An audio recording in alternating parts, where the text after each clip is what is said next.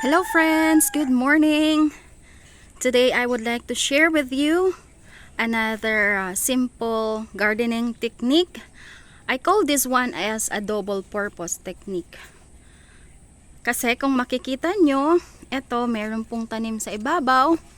Tapos sa baba, ayan meron din siya. So taas, tsaka sa baba.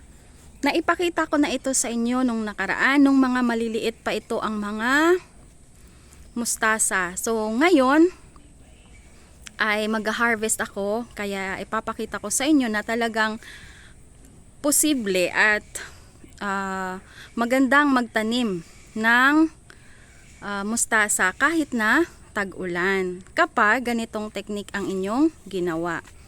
So ito ay naipag-isipan kong gawin dahil tag-ulan nga. So kapag tag-ulan, very limited lang ang maitatanim natin dahil posible na mabulok ang kanilang mga roots. So to avoid that, o kaya para maiwasan, ay pabaliktad yung pagtatanim ko, kagaya niyan. Kasi yung tubig ay hindi nag-i-stay yan dyan. Kasi talagang pababa, no?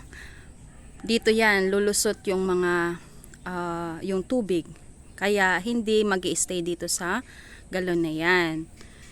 So yun ang aking ginawang technique na kung gusto ninyo, pwede din ninyong gayahin ang ganito kapag tag-ulan. Tsaka maganda din ito na technique dahil kapag maliit ang space ninyo sa bahay, no, na wala kayo masyadong malawak na space para sa inyong garden, ito ay space saving na method ng pagtatanim. So ayan o, nakikita ninyo malalaki na sila. Kaya mag-harvest ako dahil meron akong nabili na ano nga ba ito na isda, yung lapu-lapu. So masarap ito na ilagay sa lapu-lapu, kaya samahan nyo ako guys, mag-harvest na ako ng ilang piraso para sa aking sinabawang isda. So ayan. Oh, 'di ba? Maganda talaga kapag meron kang sariling tanim. Kasi hindi mo na kailangan pumunta pa sa market. Malaki ang matitipid mo. At the same time, nakaka-relieve din ito ng stress, 'di ba? O kung mga mahilig kayo dyan sa gardening, sa mga tanim, paki-subscribe po ang channel ko. I would appreciate it very much.